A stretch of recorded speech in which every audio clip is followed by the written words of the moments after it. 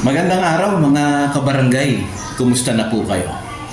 Mga kabarangay, natandaan niyo po ba na more than a year ago ay meron po akong ginawang video at ito pong video na ito ay naka-upload dito sa Katarungang Pambarangay Channel. In-identify ko po doon yung mga problema ng mga lupon tagapamayapa at yung problema doon sa practice ng Katarungang Pambarangay Law. Bakit hindi successful? Kasi nga, merong mga problema. So, gusto ko pong i-refresh sa inyo itong 4 na problema na nakita ko noon. Una po ay, ang mga lupon ay lack of legal knowledge pagdating po sa Katarungang Pambarangay Law. Pangalawa, lack of mediation and conciliation skills. Medyo madami pong mga lupon ang mahina dito. Pangatlo ay yung pong ating mga barangay secretaries ay madami ang hindi kabisado ang paggamit ng mga KP forms. At yung pang-4, kulang po ang suporta ng gobyerno na ibinibigay sa mga lupon tagapamayapa para iangat ang kakayahan ng mga lupon sa kanilang pagpapatupad o sa kanilang practice ng Katarungang Pambarangay Law. Kaya po mga kabarangay, para makatulong ako na ma-address yung problema sa kakulangan ng legal knowledge tungkol sa Katarungang Pambarangay, ay yes, aminin na po natin, madami ang mga lupon, lalo na ngayon, lalo na sa panahon ito, madami ang mga bagong lupon na hindi po talaga kabisado pa ang Katarungang Pambarangay Law. Yet, sila po ay pinapayagan na mag-practice ng barangay justice system. Kaya po may problema. Okay, yung pong problemang yon ay natutugunan po kahit papaano ng Katarungang Pambarangay Channel.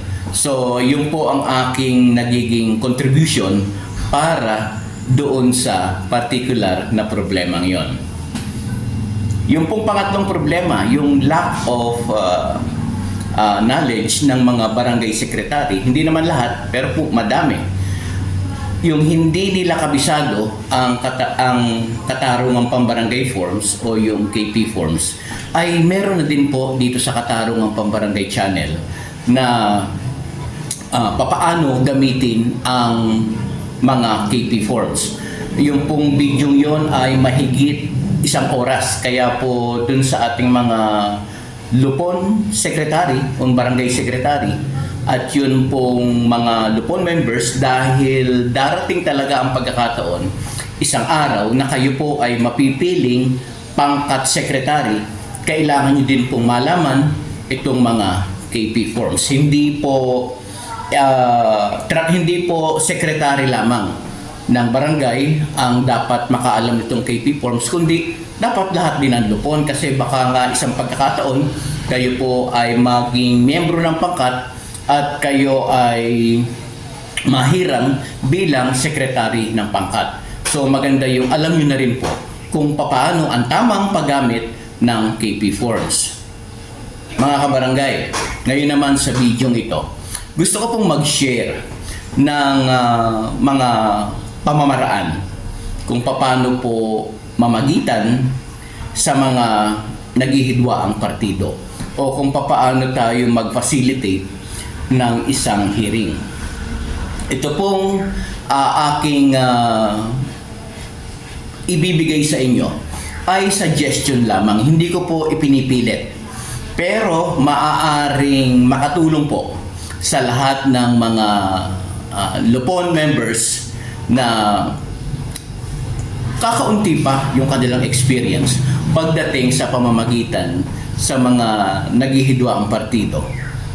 At alam ko po na may mga bagay-bagay dito na alam nyo na, pero higit po dun sa mga hindi pa nakakaalam, Nawa po ay makatulong ang video na ito.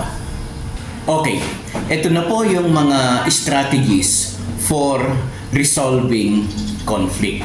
Okay, number 1, huwag nating kakalimutan na kaya ang mga complainant o ang complainant at ang respondent ay haharap sa lupon dahil mayroon silang hindi pagkakaunawaan.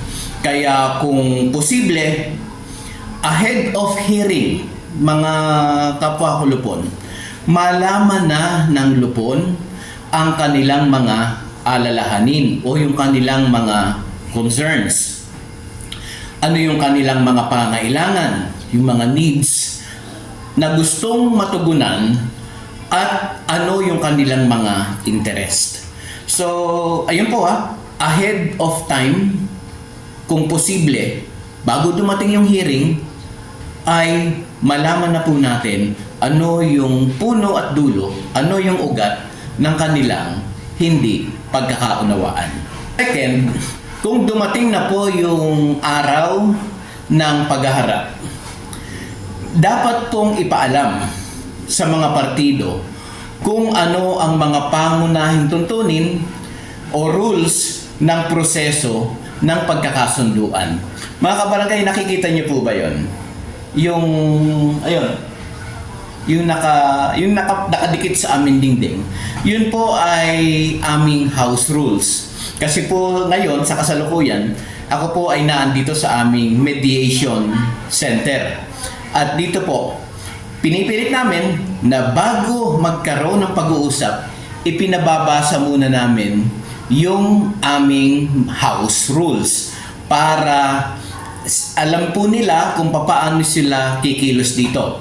At alam po nila kung ano yung mga dapat gawin at mga hindi dapat gawin at ano yung may limit lang na dapat nilang gawin.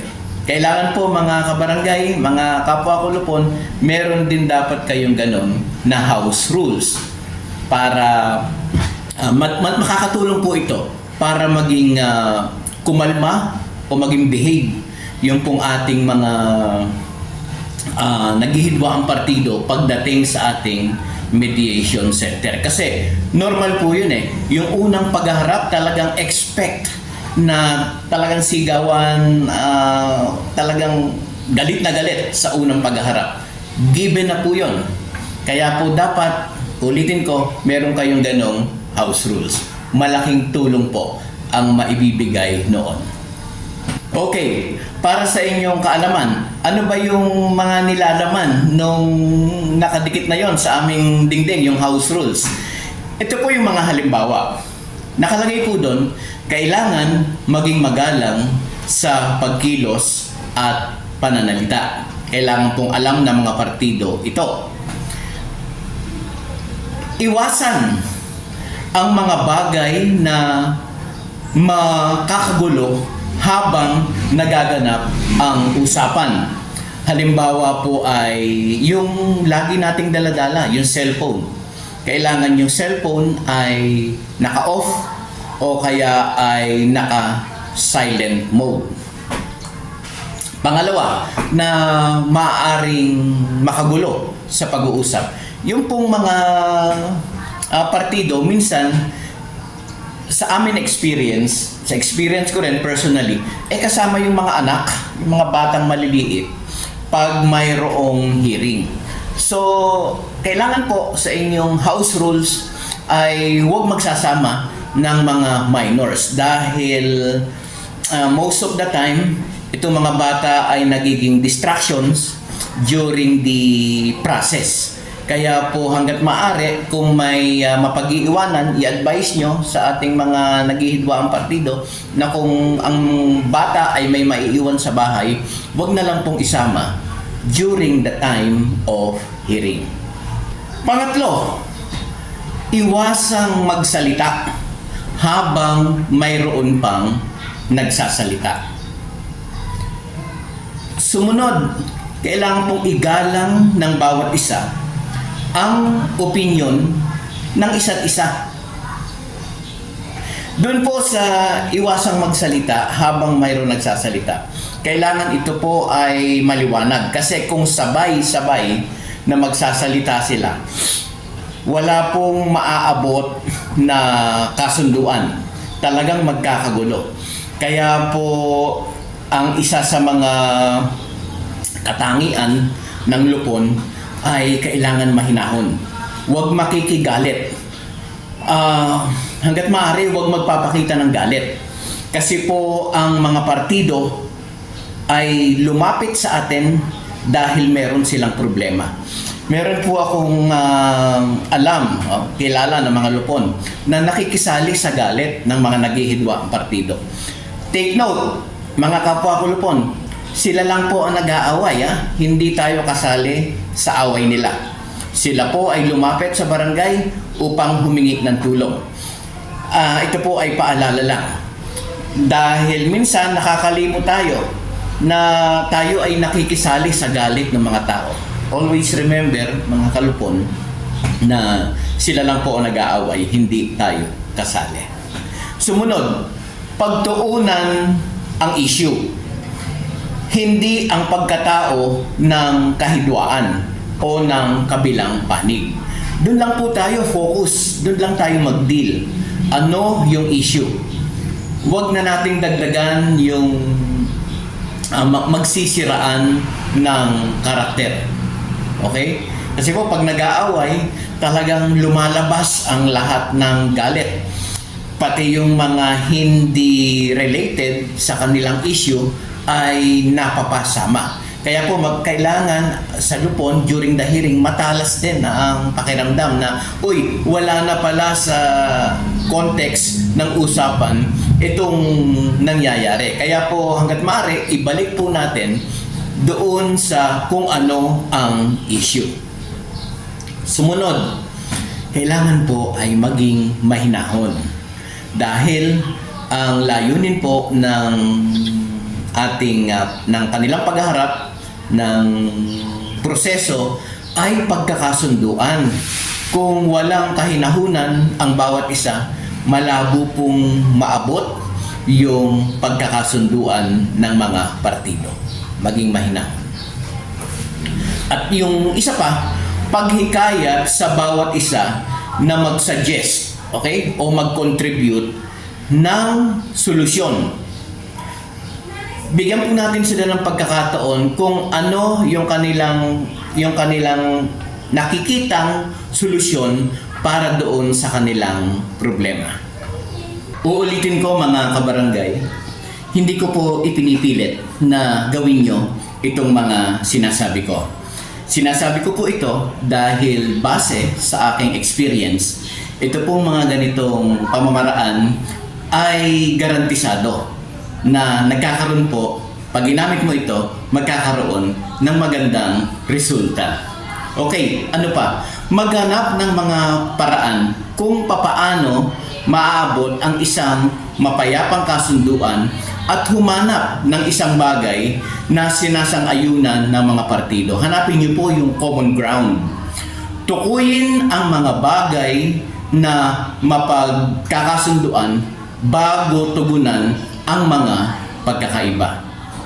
Alam niyo po, isa sa mga katangian ng isang lupon member ay mapamaraan. Okay, bukas po yung isipan at talagang hinahanap yung mga pamamaraan kung paano magkakasundo ang mga naghihidwa ang partido na lumalapit sa ating mga lupon. Ano pa ang ating maaring gawin, mga kapwa ko lupon? Kailangan po ma-advise natin ang mga partido na pahalagahan ang iba't ibang opinyon. Number 1, natural na magkakaiba ang mga opinyon ng bawat isa sa kanila, ng bawat tao, ng bawat grupo. Dahil alam po natin na iba't iba ang ating mga pinanggalingang pamilya. Iba't iba ang pamamaraan kung papaano tayo pinalaki. At minsan, iba't iba po ang kultura na ating pinanggalingan. Kaya po, dapat alam natin na magkakaiba talaga ang mga opinyon ng bawat isa. Huwag payagan ang mga personal na pag-atake. Okay? Iwasan po.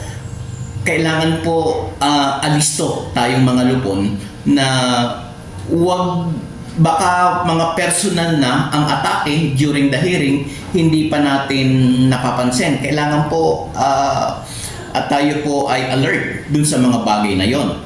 Focus lamang dapat sa problema at hindi sa tao. Focus sa problema at hindi sa karakter ng isang tao. Para po sa mga lupon, okay? Makinig sa pananaw ng bawat isa. Hayaan silang magpahayag ng kanilang opinyon at ng kanilang mga pananaw. Pakinggan at kilalanin ang pananaw kahit hindi ikaw, kapwa ulupon, sang-ayon sa kanila. Okay? Ulitin ko po yun, mahalaga yun. Kahit hindi tayo sang-ayon sa sinasabi ng mga partido, kailangan pong pakinggan din natin at kilalanin yung kanilang opinyon, yung kanilang pananaw. Huwag po agad tayong magagalit dahil sabi ko nga po, magkakaiba ang pagpapalaki sa atin, magkakaiba po ang ating ugali. Okay? Magkakaiba ang kultura na ating pinagmulan.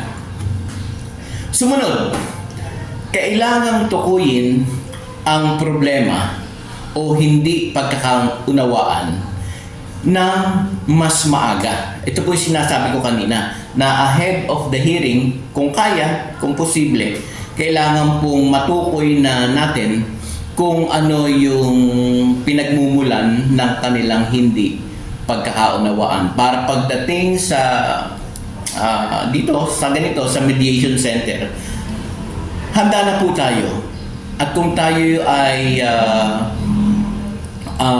talagang prepared sa araw ng hearing, makakapag-suggest na po tayo sa kanila ng mga common ground na maari nilang pagkasunduan. Maging ready po tayo lagi. Sumunod, siguraduhin naiintindihan mo ang issue sa hidwaan o away. Lupon, kailangan po naiintindihan nyo ang issue sa hidwaan o sa away. Tumuon lamang sa kanilang problema at hindi po sa kanilang karakter o sa kanilang pagkatao. Ito pong 5 bagay na ito, kailangan po ay aware din tayong mga lupon. Kailangan tukuyin ang mga sumusunod. Una, baka yung kanilang mga pinagtatalunan o hindi pagkakaunawaan ay galing lamang dun sa speculations o yung haka-haka. Pangalawa, yung natanggap nila kaya sila nag-away ay galing sa maling impormasyon. Kaya nag-away dahil nagkaroon ng, sabihin natin, chismis, maling impormasyon ang nakarating kay complainant, kaya inireklamo si respondent. Sumunod ay baka kulang yung impormasyon ng kanilang pinagtatalunan, kaya sila ay nagkakagulo. Sumunod, maraming salungatan ang nalulutas sa pamamagitan ng pagpapabuti ng mga komunikasyon at pagpapaliwanag ng mga issue na mabuti. Ano pong ibig sabihin nito? Baka meron lamang miscommunications. Kaya mga lupon, ito pong ating trabaho, ito pong ating pagiging lupon ay hindi talaga madali . Kailangan talaga matalas ka dito. Kailangan talaga ikaw ay malalim yung pagkakaunawa mo. sa mga bagay-bagay na nangyayari sa ating mga kabarangay na lumalapit upang humingi ng tulong sa atin. Ulitin ko po, ang pagiging lupon ay nangangailangan ng mahabang pasensya, mahabang pag-aaral.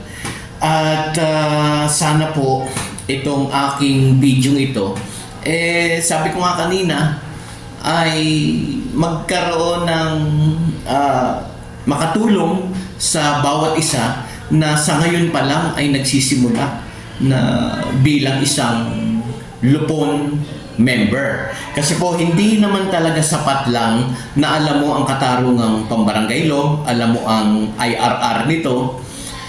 Kailangan din po yung mga mediation and conciliation techniques. Okay? Ito pong aking sinishare sa inyo ay base po sa experience. Ulitin ko, hindi ko po ipinipilit na gawin nyo ang mga bagay nito, pero kung gagawin nyo, makakatulong po sa inyong practice. Ito pa, mahalaga po ito. Kailangan tayong mga lupon ay maalam din tayong lumikha ng mga solusyon. Okay? At kailangan pong tukuyin ang mga hanay na mga opsyon sa paglutas ng problema. Okay, sa pagbibigay po ng solusyon, kailangan merong mga option A, option B, option C. Kailangan po ay meron silang mga pagpipilian kung papaano sila magkikita sa gitna at kung papaano sila posibleng magkasundo. Kung meron na pong mga pagpipiliang solusyon, kailangan pumili ng isang solusyon. At ito pong solusyon ito, yung pinakamahusay na solusyon at yung pinakamainam ay maisa katuparan po natin. Huwag po tayong magmamadali mga kabarangay sa mga kalupon ko sa pag-aayos ng problema. Take note, kung sila ay nagkaroon ng hidwaan, sigurado o maaaring nasundot yung kanilang ego, o sila ay nasaktan, o sila ay may nawalang kung anuman. Kaya po kailangan mahaba pa rin ang pasensya ng mga lupon members. Lagi po natin isaisip na mayroong sugat na naiwan, maaring physical na sugat o kaya ay sugat sa damdamin. Kaya yun po, tiyagain po natin yung period ng mediation, yung period ng conciliation, dahil meron po tayong, ito po yung healing period. Huwag po tayong mainip, huwag po nating madaliin ang mga tao na magkasundo agad. Dahil hindi po mahirap yung hinog sa pilit, okay? Yung sugat hindi yun kaagad-agad gumagaling. Kailangan dumaan po sa isang proseso ng paghilom ng mga sakit na naramdaman. Kaya yan mga kabarangay, hanggang dito na lang po muna ulit tayo. Gusto ko lang i-share itong mga bagay na ito dahil nakatulong na po sa akin ito eh. At sana kayo na nanonood dito sa video ito ay makatulong din po sa inyo itong mga ganitong klase ng pamamaraan. Kaya nagpapasalamat po muli ako si Jeffrey at yun pong mga bago natin sa mga bagong subscribers, sa mga dati ng subscribers, salamat po sa patuloy ninyo na pagtangkilik dito sa Katarungang Pambarangay Channel.